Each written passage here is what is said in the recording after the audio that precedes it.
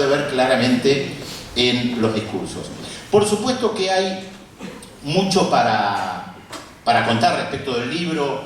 Yo voy a tomar algunos que me parecieron interesantes, además porque tuve la posibilidad de participar de un seminario en el año 2009 en Brasil, de la Fundación Ebert, donde a mí me pidieron que yo analizara la política exterior del gobierno de Néstor Kirchner. Bueno, ya estaba Cristina Fernández, pero básicamente del gobierno de Néstor Kirchner, 2009. Y yo me acuerdo que ahí lo releí antes de venir acá y vi algunas cosas interesantes, el tema del consenso de Washington, esta nueva serie de gobiernos progresistas que ya estaban instalados, y el concepto de disputa. El concepto de disputa que ustedes lo van a ver, que en una pregunta que yo le hago a Cristina en la entrevista en el año 2016 con otros colegas, le planteo este concepto de disputa que por caminos diferentes el politólogo economista Alfredo Serrano Mansilla, yo lo cito en el libro también, llega a la misma conclusión que yo. No nos conocíamos y los dos llegamos a la misma conclusión trabajando América Latina desde lugares diferentes. Y que es un concepto que yo comienzo a elaborar ahí por el año 2005. Acá hay algo novedoso en la región. Acá hay una disputa que antes no existía, donde una serie de gobernantes, por primera vez en la historia, con un contenido progresista en el más amplio sentido de la palabra y con todas las diferencias, están casi al mismo tiempo. Y esto era novedoso. Oscar planteó el tema de los 200 años. Vale la pena recordar que la primera reunión de presidentes de América del Sur se realizó en el año 2000 en Brasil, por iniciativa básicamente de Fernando Henrique Cardoso. Antes no había habido. Se encontraban ocasionalmente, es verdad que ahora es más fácil viajar y están los grupitos de WhatsApp de los presidentes, las tecnologías permiten eso, es verdad, y ayuda y mucho, pero no había habido encuentros de la región. Fernando Henrique Cardoso, más allá de llevar adelante políticas neoliberales, entendía estratégicamente lo que era el planeta. Y creo que esto es uno de los detalles para remarcar del libro. Muy pocos presidentes o presidentas de nuestra región, pero yo creo que lo podría ampliar, pero básicamente de nuestra región, América Latina y el Caribe, como bien dice Juliana, por eso el portal que yo digo se llama Noticias de América Latina y el Caribe, y yo voy a mencionar el Caribe también después un poco más adelante. Muy pocos presidentes o presidentas han tenido una visión global de lo que estaba pasando en el planeta. Y yo creo que era una de las cosas que más asombraba en los discursos de Cristina Fernández, porque esto uno no lo encontraba en los discursos de la mayoría de las personas que hablaban, o ante Naciones Unidas, al Consejo de Seguridad, la Asamblea General, relaciones Mercosur-Unión Europea. Se dicen vaguedades, se dicen generalidades, se firman acuerdos que por lo general son muy genéricos, pero que son importantes, por supuesto, no lo quiero minimizar, pero tener una visión estratégica y tener la capacidad de analizar lo que pasa en el mundo es realmente algo diferente, novedoso, y que muy poca gente tiene esa capacidad, y creo que en el libro se lo ve bastante bien. Yo recuerdo que en esa exposición que hice en el año 2009, hace 10 años, se planteaba el tema de la UNASUR, y ahí yo decía algo que está retomado también por Cristina en el libro, que es el proyecto común por fuera de la afinidad ideológica. Se planteaba el tema del comercio fuera del dólar, cómo lograr continuidades, de manera muy fuerte el tema de levantar el bloqueo a Cuba. Esto fue algo, se lo ve en varios de los discursos, fue una postura latinoamericana y caribeña muy importante, hasta tal punto que cuando se crea la CELAC, recordémoslo, la CELAC es la Comunidad de Estados Latinoamericanos y Caribeños con Cuba, sin Canadá y Estados Unidos. Y bien dijo Juliana el tema de la OEA, era la ambición de Rafael Correa, que la CELAC efectivamente reemplazara a la OEA, bueno, hoy dirigida prácticamente por Washington con Luis Almagro, que efectivamente parece un agente, sin ser peyorativo, de la Casa Blanca en todas las posiciones que tiene. Y lo que planteaba Correa en ese momento era, bueno, el objetivo es que efectivamente la CELAC pueda reemplazar a la OEA. No es una interpretación mía, lo ha dicho él, de la misma manera que él alertó tempranamente, y creo que muy poca gente le prestó atención al tema de la restauración conservadora, que Cristina en alguno de los textos lo plantea respecto a la cuestión judicial y especialmente después del derrocamiento de Dilma Rousseff en Brasil. Sin embargo, hubo algo muy notable que llamó en su momento la atención, que fue la primera intervención, creo, puedo estar equivocado, pero creo que fue la primera gran intervención de Cristina a nivel internacional que está en algún lugar mencionado, tal vez me lo perdí, que es cuando pone el cuerpo y va a Honduras para el retorno de Zelaya, que me acuerdo que estaba también Rafael Correa y no estaba Lula. ¿Qué hubiera sido diferente? El país más poderoso no estaba en ese avión. Y me acuerdo, creo que fue Mirta Legrand que criticó en público, bueno, ¿qué hace Cristina en Honduras? ¿Dónde está Honduras? ¿A quién le importa Honduras? Y tiene que ver con esto que decíamos, de pensarnos como región por historia, por múltiples afinidades, pero también con problemas, sin idealizar esto de la América Latina unida, porque cada vez sabemos que los problemas son muchísimo más complejos.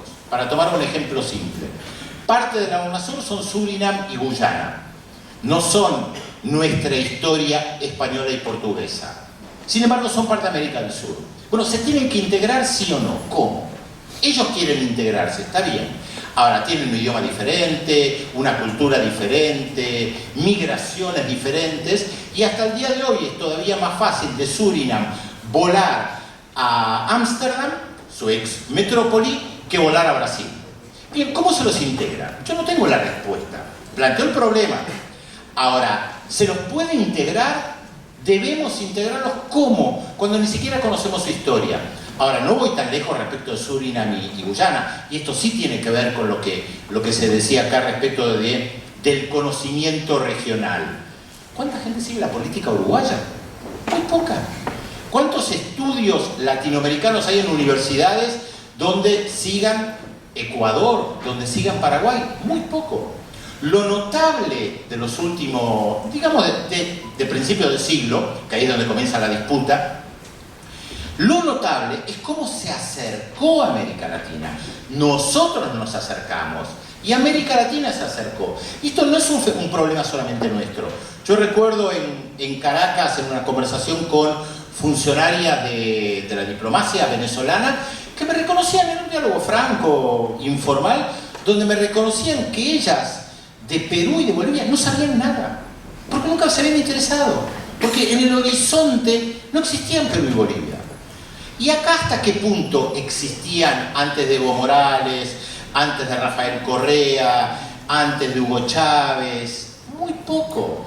Perú por cuestiones turísticas un poco, Bolivia también, ir a Cusco, Machu Picchu, el Titicaca, fantástico. ¿Para cuánta gente seguía la política boliviana? Yo me acuerdo que cuando entrevistaba a Evo Morales a fines de la década del 90 en la radio, que era un dirigente cocalero, me miraban como diciendo, Bolivia, ¿a quién le importa Bolivia? Y cuando en el 2000 hubo una revuelta por el tema del agua, Bolivia, ¿a quién le importa Bolivia? Entonces, lo marco en contraposición para rescatar esto de que la televisión pública le hubiera dedicado un gran espacio, que se dijera que la política exterior es importante, que se publique un libro para remarcar esto. Y rescato algo que también dijo Natalia en algún momento recién. Yo creo que este libro es un libro para pensar. Sí, para pensar el futuro, por supuesto. Bien aclaró Oscar, esto no es una política de gobierno, está claro que el libro no es una política de gobierno. Pero sí, es una guía para pensar, bueno, en qué mundo estamos viviendo más allá de los cambios. Y vuelvo a la presentación de ese trabajo en el año 2009, porque se planteaba cómo llevar adelante el comercio fuera del dólar. ¿Cuánto se avanzó en eso? Y ahí nos quedamos a mitad de camino. Y la responsabilidad es compartida. No, otra vez, yo no soy quien para decir quién tuvo la culpa. ¿Por qué no se avanzó en el Banco del Sur? Y acá dicen fue por Brasil, y en Brasil dicen por Argentina, y en Ecuador dicen por Argentina, y los otros, y se van tirando la pelota. Y las unidades cuestan, la unidad política cuesta. ¿Y cuánto lo sabemos a nivel interno y también mucho más a nivel regional? Bueno, lo concreto es que el Banco del Sur no nació. Es una realidad, no nació. Entonces yo creo que esto también, estas experiencias no tienen que servir para pensar en el futuro. Cosas que se hablaron en esa reunión hace 10 años, y donde también yo rescataba una frase: América Latina se está animando a desafiar a Estados Unidos.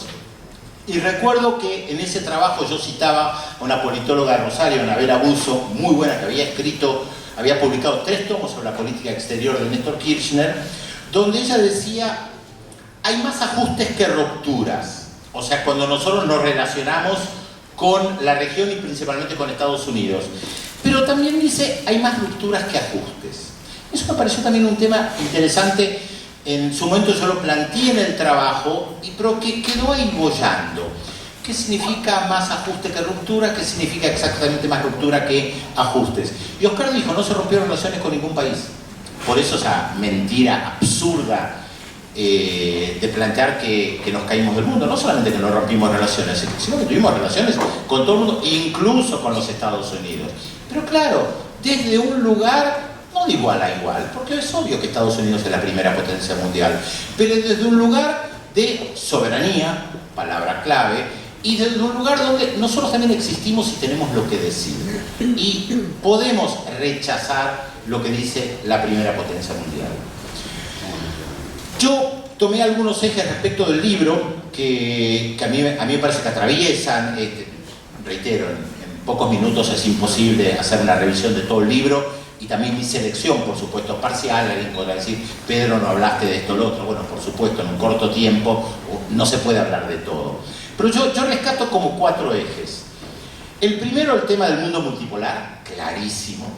O sea, la relación con China, con Rusia, con otros países, y el BRICS, que también quedó ahí. En algún momento fantaseamos con entrar. A mi juicio, Argentina no estaba a la altura de poder entrar al BRICS, pero entiendo la decisión política de plantear a Argentina debe ser parte del BRICS, más allá de si podemos o no formar parte. Pero Brasil, Rusia, India, China, Sudáfrica. Claramente eso no es el mundo unipolar que Estados Unidos tenía como visión cuando George Bush padre, en el año 91, plantea su famosa visión del nuevo orden internacional, que es lo que después deriva en la primera invasión a Irak.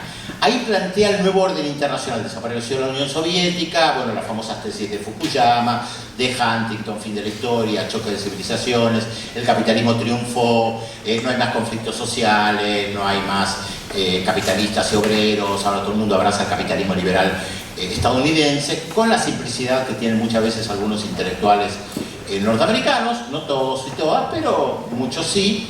Y el fin de la historia marcaba esto. Bueno, obviamente era un error, pero el nuevo orden internacional planteaba la hegemonía absoluta de los Estados Unidos. Pero ellos no pudieron ver lo que pasaba en Rusia, sí lo de China. Hace mucho tiempo que en Estados Unidos plantean que el gran enemigo es China, pero ahí hay algo que nosotros no terminamos de ahondar, tal vez por nuestra propia historia. No digo que lo haya tenido que hacer Cristina, pero creo que tiene que ver con una visión del mundo occidental. Nosotros somos parte del mundo occidental, del hemisferio occidental, como dicen en Estados Unidos, somos parte del mundo occidental por historia, básicamente, respecto de culturas y civilizaciones milenarias.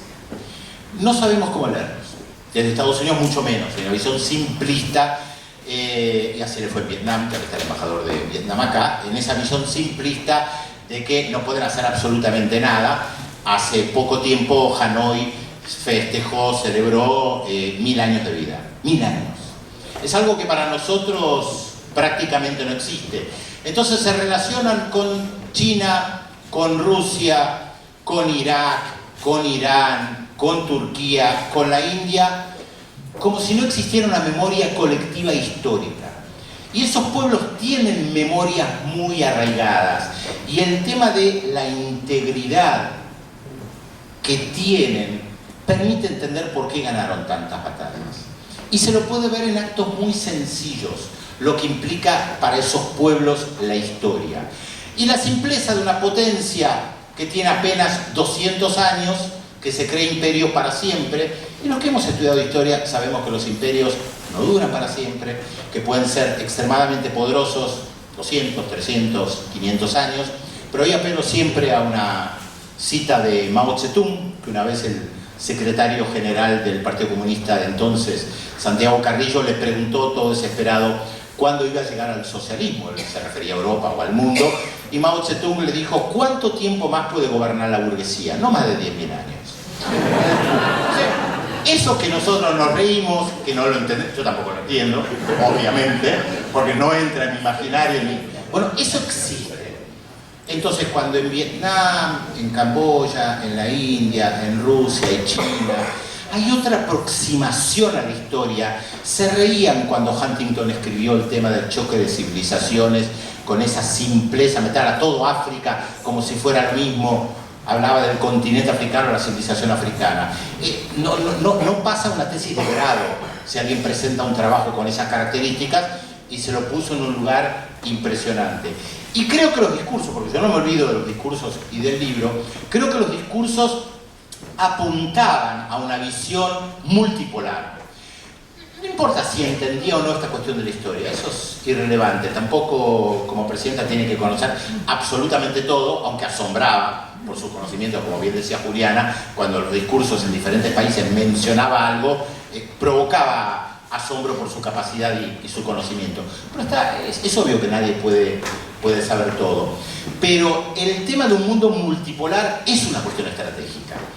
Y no es un antiamericanismo simplista. Tiene que ver con relacionarse efectivamente con todo el mundo, que va más allá de lo económico. Nosotros tenemos mucho para aprender de otras culturas, de otras civilizaciones, de la cultura árabe, de la china, de la rusa, de las múltiples que hay en la India, porque tampoco, digamos que es todo lo mismo.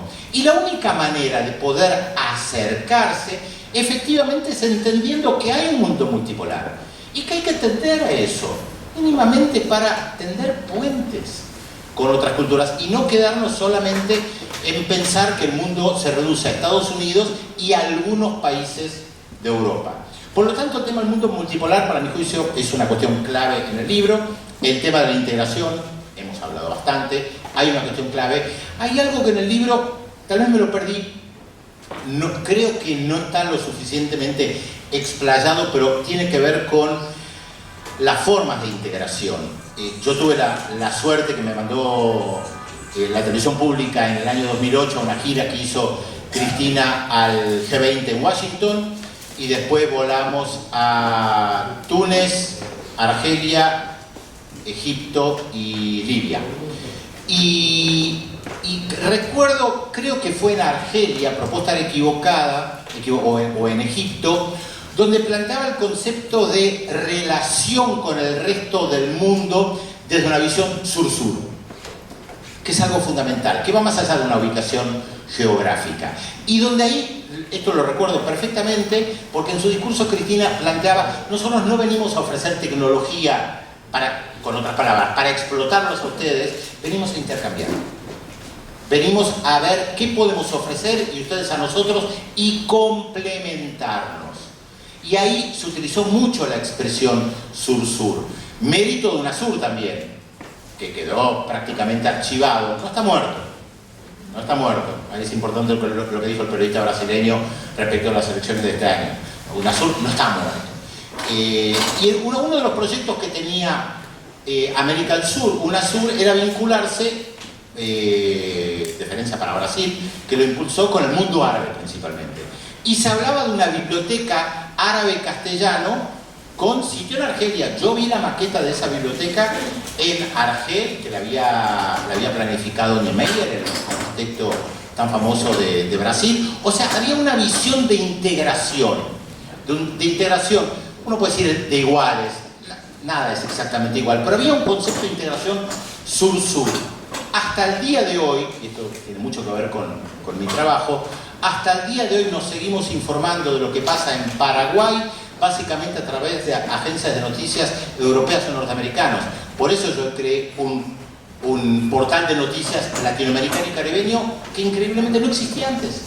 ¿Cómo nos informábamos antes, y lamentablemente ahora también, muchas veces lo que pasaba en Chile, Uruguay, Paraguay o Colombia, vía Madrid, vía Alemania? No tiene sentido, es absolutamente ilógico. Por eso la creación de Telesur fue tan importante.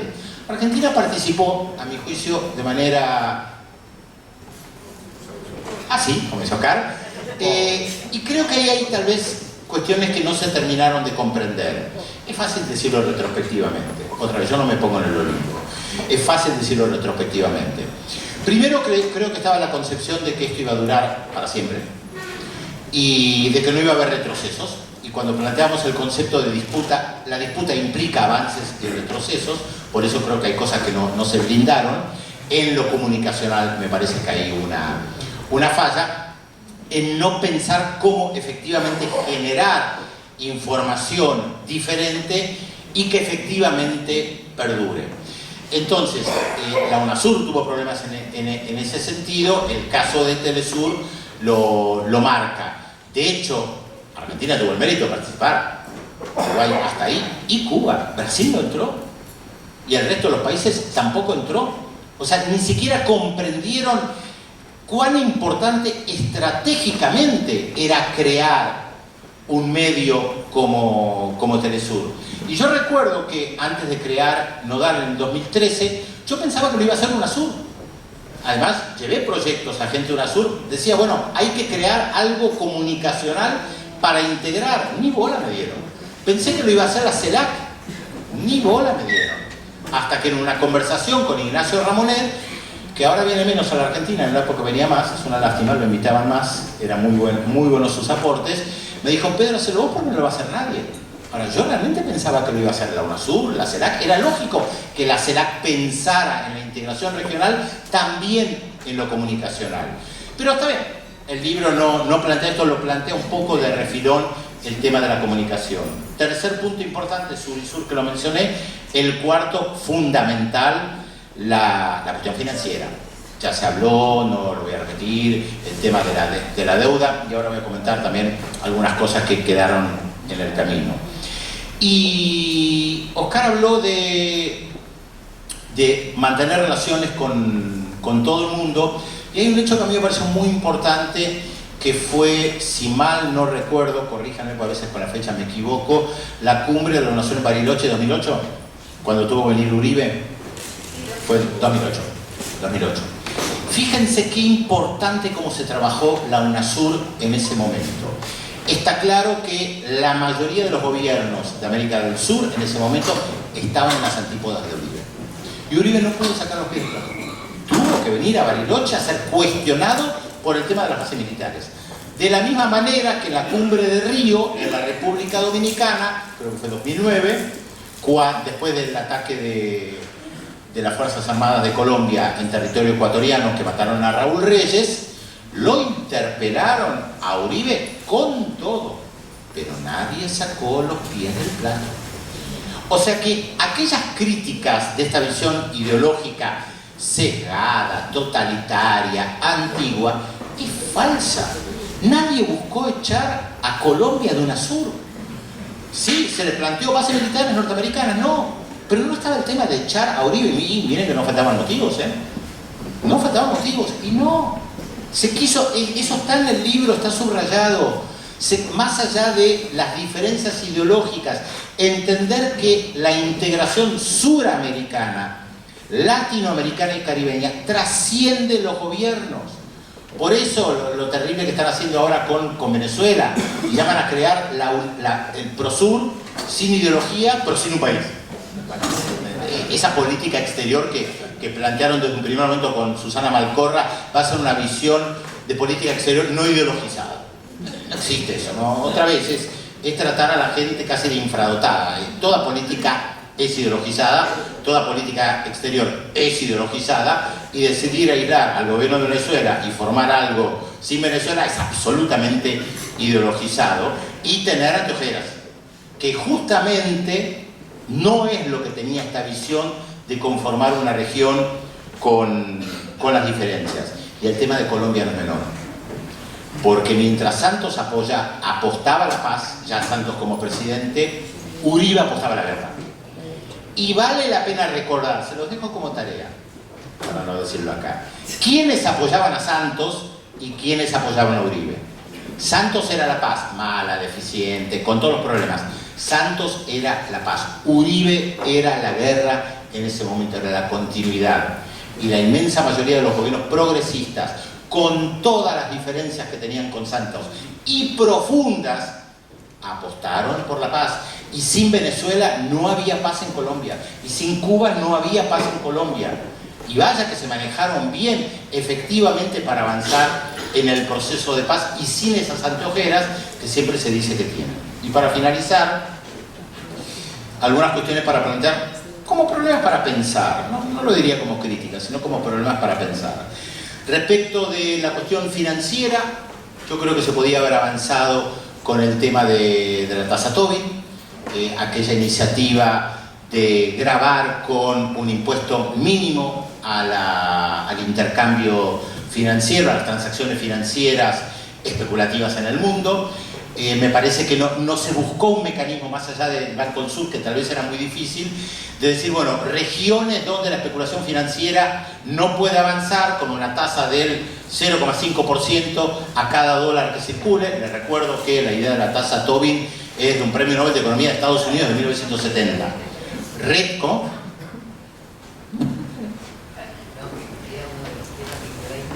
efectivamente, sí, estaba el tema de la deuda, estaba muy fuerte. Y el de la tasa, no recuerdo el detalle de la tasa Tobin. Claro, no se lo mencionó como tasa Tobin.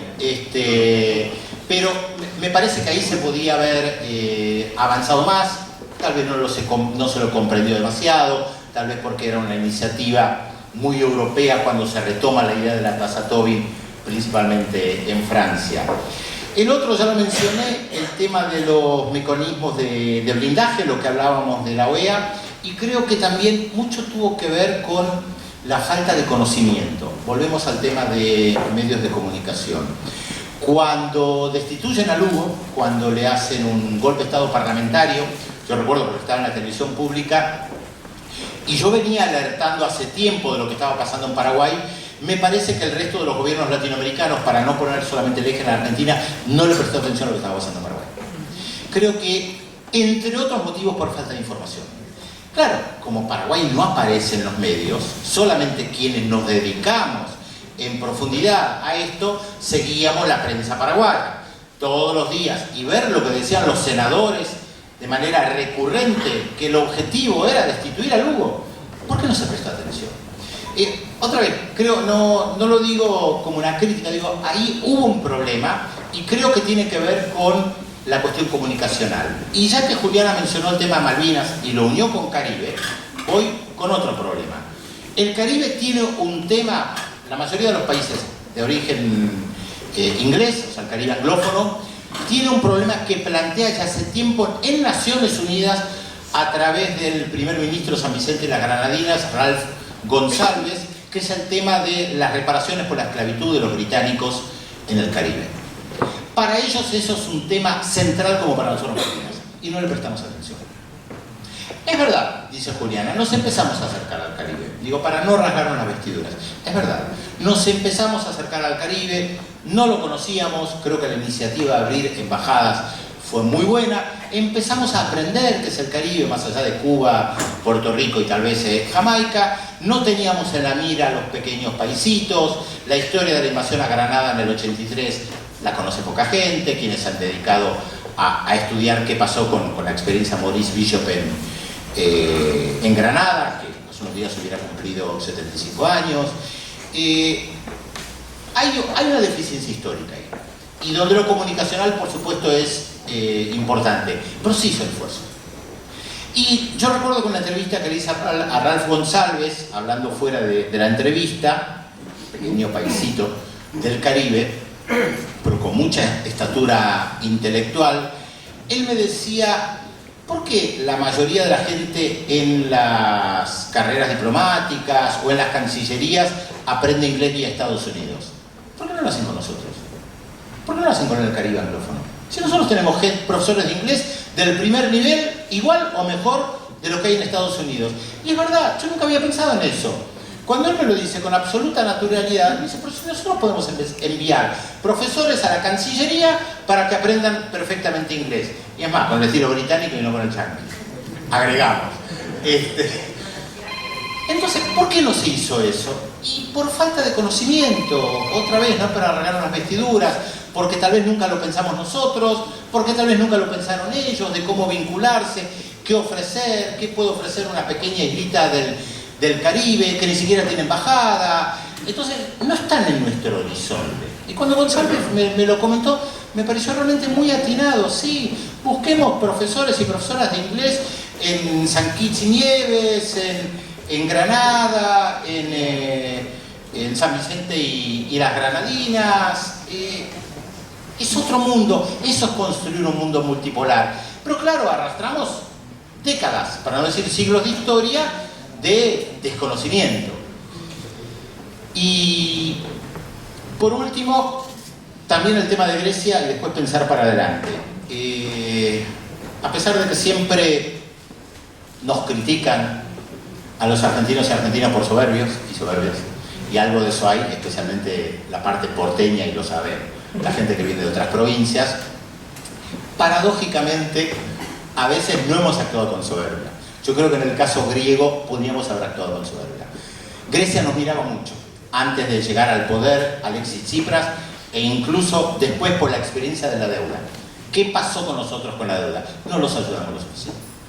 Ellos nos buscaban, estaban muy atentos. Yo estuve en Grecia varias veces, antes que ganara Tsipras, después que ganara Tsipras, y nos buscaban. Había películas que pasaban en la televisión griega sobre la Argentina, había un grupo importante de economistas griegos que estudiaban mucho la Argentina, la experiencia de la deuda. Algunas personas del ámbito académico fueron casi por su cuenta a Grecia a comentar la experiencia de la Argentina, y ahí nos faltó la soberbia que siempre nos acusan que tenemos. Nosotros tendríamos que haber intervenido en Grecia. Teníamos mucho para contar sobre la experiencia argentina para ayudarlos, pero también es verdad, Grecia no está en nuestro horizonte, es un idioma diferente, es complicado, o sea, por eso digo, no es una crítica, tal vez es un comentario para pensar. Y cierro en esto que decía Natalia. Creo que este libro sirve para eso, para pensar. Por supuesto que no es un libro de historia para quedarnos con esto, sirve para pensar políticas de futuro, porque cuando uno lee los discursos, lo lee con los ojos de hoy. Entonces, cuando yo leo un discurso de 2008 o 2004, no hay 2004, pero bueno, un poquito más adelante tal vez, lo leo con los ojos de hoy. Entonces ya no me sitúo en ese mundo. Digo, hoy, ¿dónde estamos ubicados como país? ¿Qué es lo que pretendemos? ¿Qué es esto del mundo multipolar? ¿Qué es esto del BRICS? ¿Qué es esto de UNASUR? ¿Qué es el AC? Y pensamos para adelante. Y cierro con una frase que en su momento me pareció muy atinada respecto de que otro mundo es posible y necesario.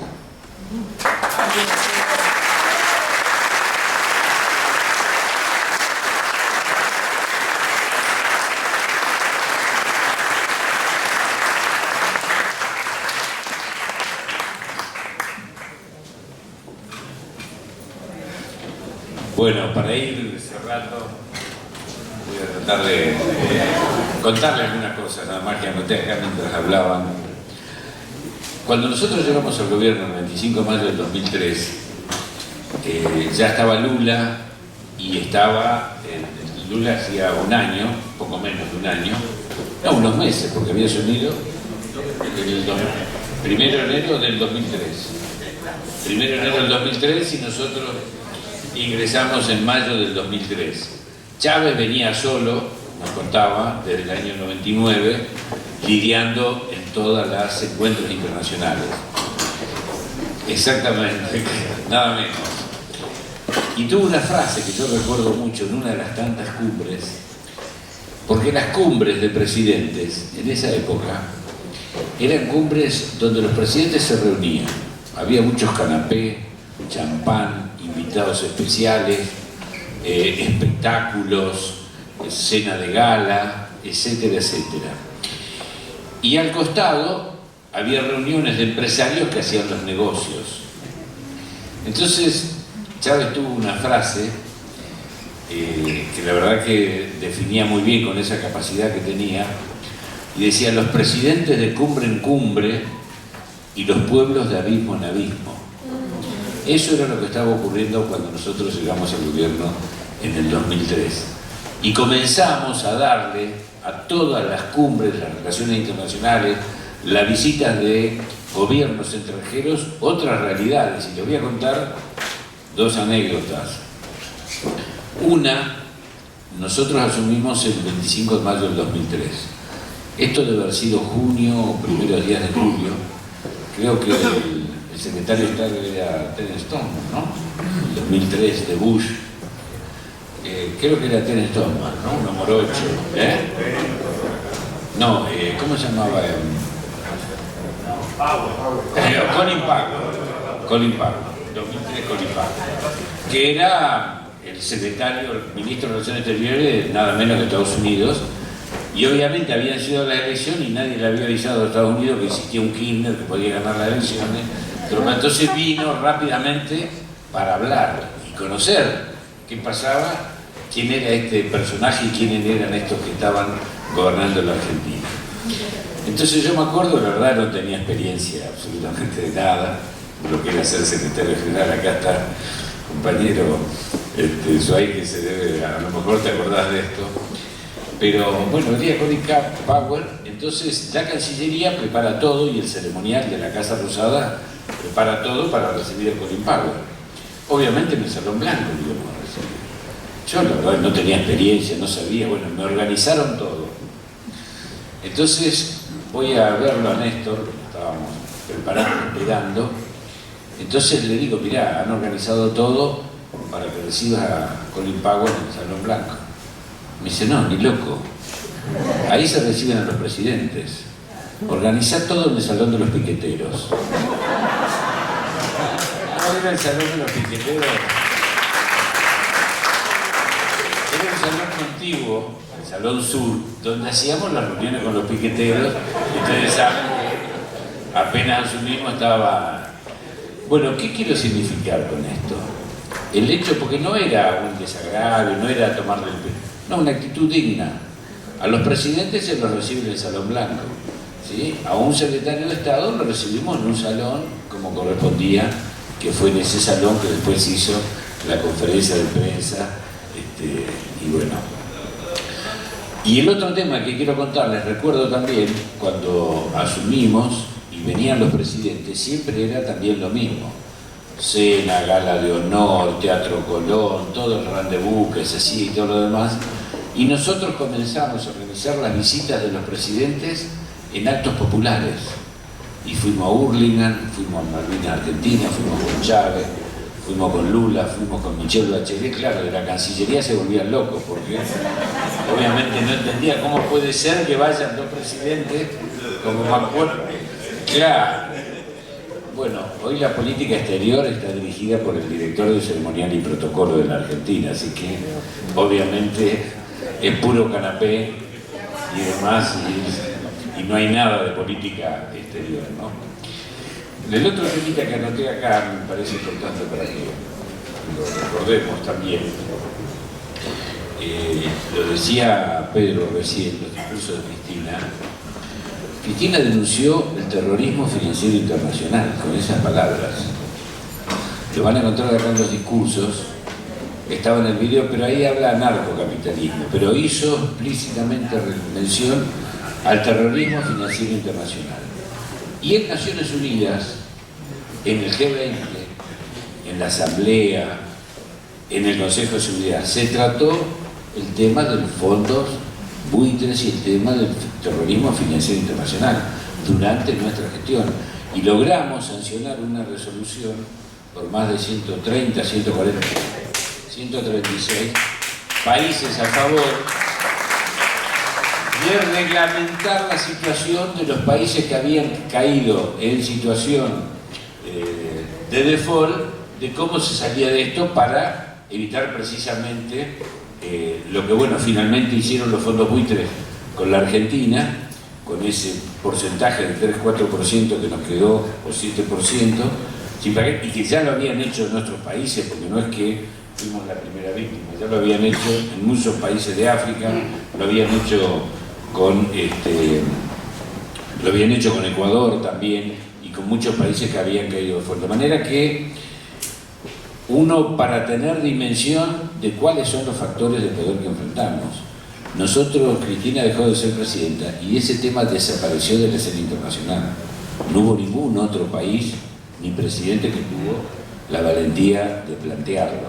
Entonces, me parece, digamos, para que veamos, bueno, si algunos están enojados con nosotros, a lo mejor tienen algunos motivos para estarlo, ¿no? Por las cosas que hemos hecho.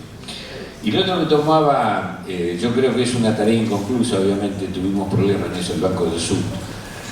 En el Banco del Sur se firma el acta constitutiva el 9 de diciembre del 2007, el día anterior a que asuma Cristina como presidenta. En un acto lo firma Néstor con todos los presidentes de América Latina. Y en su momento comenzamos la discusión, cuando eso se hizo el acta fundacional. ¿Qué era el Banco del Sur? Si iba a ser un fondo monetario para los países, es decir, de asistencia financiera a los estados cuando tuvieran problemas de deuda o desequilibrios por motivos comerciales, de intercambio comercial, que tuvieran déficits comerciales, si iba a cumplir ese rol o si iba a cumplir el rol de financiar proyectos de infraestructura que integren América Latina. La verdad que nos pasamos un tiempo bastante largo discutiendo, Débora, vos te debes acordar, discutiendo este tema. Se zanjó diciendo que vamos a tratar de hacer las dos cosas, porque obviamente habría que tratar de hacer las dos cosas, y nos faltó digamos, bueno, poner la plata, eso es lo que nos faltó. Nos faltó la plata para poder ponerla, ¿no? Que Brasil fue reticente, nosotros por ahí a lo mejor nos dormimos también. Yo recuerdo que quien fue un gran impulsor de esto fue Ecuador, que trató de hacerlo porque además Ecuador veía en esto la posibilidad de salir del tema del dólar, que ellos tenían como moneda, pero bueno, es una tarea pendiente, sin duda no logramos terminarlo, ¿no? El otro tema que también yo recuerdo que Cristina, lo que dice Pedro, que nos falta integración americana. Cristina también le planteó en su momento a Dilma, dice, nosotros tenemos una industria automotriz en toda Latinoamérica muy fuerte, muy potente, pero son todas terminales europeas, americanas, chinas, coreanas, rusas, y no hay una sola terminal americana. Entonces le planteó la posibilidad de comenzar a trabajar para hacer una terminal de autos argentino-brasilera, sudamericana, que también pudiéramos llevar adelante ese desarrollo industrial, que además de alta tecnología, y además ustedes saben que hoy la venta de tecnología en el tema de autos es lo más importante. Hoy no es importante el motor o el chasis o la carrocería, sino es todo lo que no vemos y todos los sistemas informáticos y de computadoras que tiene un auto, que eso genera alto valor, altos ingresos, y que además sigue en poder de 4 o 5 países. Creo que en eso está Alemania, ¿no? Holanda, creo, 3 o 4 países, y China también está. Bueno, esa es otra de las tareas que nos quedó, ¿no? Y después, bueno, no, nada más, quería hacerle recordar esas cosas, y algo que menciona de nuestro líder del Caribe, pero yo digo también nosotros de América Central. Parece que nunca estudiamos, nunca sabemos lo que es América Central, estábamos como alejados de ese mundo, ¿no? Y cuando uno comienza a mirar la historia y ve todos los paucan, a gran parte de países de América Central tienen su bandera azul y blanca. Y eso se debe a que hubo un marino argentino, Guillermo Brown, que exactamente, el almirante que en el siglo 1800 fue, después que estuvo ayudando a San Martín en Perú, siguió navegando por América Central y ayudó a muchos países de América Central en su reivindicación y en sus luchas por la independencia. Y como llevaba la bandera en ese momento, que era la bandera de la Argentina, de las Provincias Unidas, bueno, muchos países de América Central tienen la bandera con los mismos colores, de diferente forma, pero con los mismos colores, ¿no? De manera que, fíjense, el grado de historia en común que tenemos y que no lo explotamos, no lo conocemos y bueno, muchos no lo sabíamos, por lo menos hasta hace muy poco. Bueno, nada, simplemente nuevamente Pedro, agradecerte, a Natalia, a Nicolás.